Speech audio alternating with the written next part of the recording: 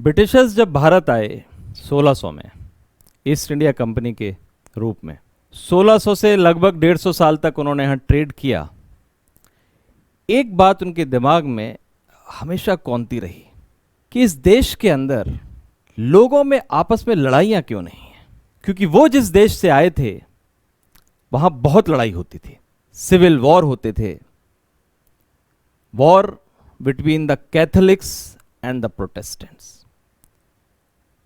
उन्होंने कहा कि इस देश के अंदर ये कैसा कल्चर है, ये क्या सिविलाइजेशन है कि यहाँ पर कोई धर्म के ऊपर लड़ नहीं रहा आपस में। धीरे धीरे इस बात को विचार करते रहे। मैं इसको एक एग्जाम्पल से समझाना चाहता हूँ। चूंकि आधुनिक भारत का इतिहास उन्हीं ब्रिटिशर्स ने लिखा है। आप ये सोच करके ये सुनकर ताज्जुब करेंगे कि लगभग 1800 ईस्वी के बीच तक 1750 के 1780 तक आप देखेंगे हमारे देश में हिंदू और मुस्लिम जैसी कोई बात नहीं होती थी।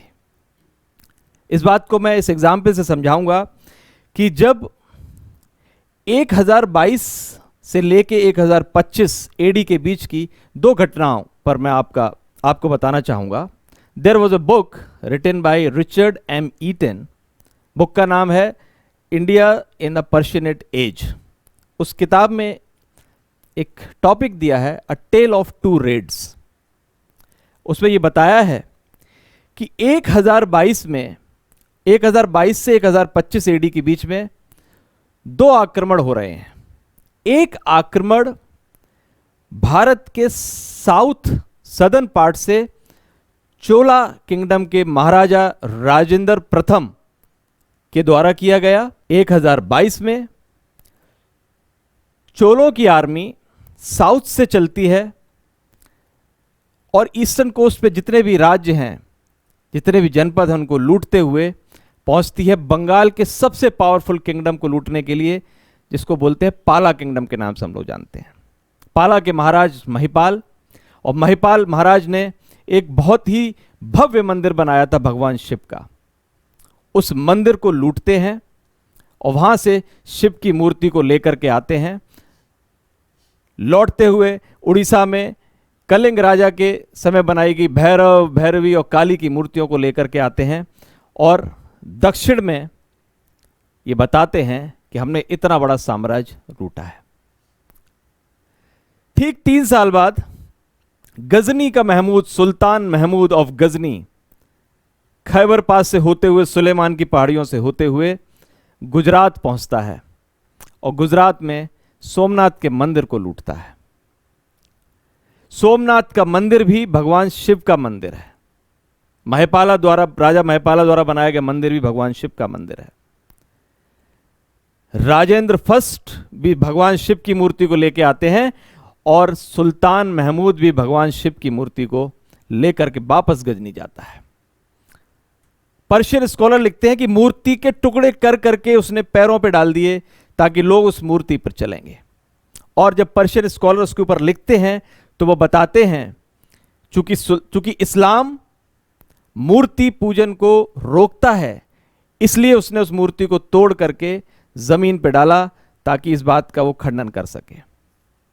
वही पर्शियन स्कॉलर जब सुल्तान महमूद के लिए लिखते हैं तो वो कहते हैं he is the founder of the Islamic sovereignty in southern Asia, in the south east Asia. उसी बीच में 1022 से 1025 में सुल्तान महमूद आते हैं। इस 3 साल के पीरियड को पर्शियन स्कॉलर ने अपने सुल्तान के बहावाई में लिखा है, लेकिन वहीं पे भारतीय स्कॉलर्स ने सोमनाथ के मंदिर पर जो लूट हुई उसको कहीं नहीं लिखा, उसकी कहीं चर्चा नहीं की।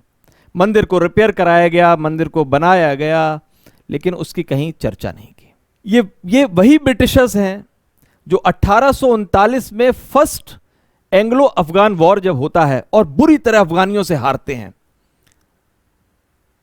चूंकि उस वक्त कंपनी का रूल है, भारतीय नागरिकों के ऊपर अपना शासन चला रहे हैं, वो उनको बता रहे हैं कि हम ट्रस्टी हैं, हम ही तुम्हारे ऊपर शासन कर सकते हैं, हम ही तुम्हारा भला कर सकते हैं। उस वक्त उनके सामने एक बहुत जबरदस्त समस्या आई, वो कैसे भारत के लोगों को ये बताएं कि हमें अफगानों ने इस तरह हरा दिया है। क्या बताएंगे वो उन लोगों को? तब उन्होंने एक स्टोरी बनाई। तब उन्होंने इतिहास लिखा और तब इतिहास में उन्होंने ये बताया कि देखो वो जो सुल्तान महमूद जब यहां सोमनाथ का मंदिर लूटने आया था तो यहां से भगवान शिव के मंदिर के कपाट ले गया था और उन कपाट को हमें वापस लाना है, हमें ग्लोरी एस्टेब्लिश करनी है। ये इस्लाम है, ये इस्लामिक हैं, ये मुस्लिम लोग हैं जिन्होंने भगवान शिव की प्रतिमा को तोड़कर उसके ऊपर पैरों से उसे कुचला, उसे रौंदा। और इस प्रकार इन्होंने हमारे देश में शुरू कर दी हिंदू और मुस्लिम की लड़ाई। एक बीज डाल दिया कि मुस्लिमों ने हिंदुओं के राजा, हिंदुओं के भगवानों को, हिंदुओं के देवताओं को किस प्रकार बेइज्जत की। एक बीज डाला और उस बीज को डाल करके उस प्रश्न को नीचे कर दिया, दबा दिया कि वो अफगानों से युद्ध हार गए। और यहां से एक कहानी शुरू हुई हमारे देश में डिवाइड एंड रूल की। मुस्लिमों को कैसे अलग किया गया और दोनों के अंदर, हिंदू और मुस्लिम के अंदर, वैमनस्य को बढ़ावा दिया गया।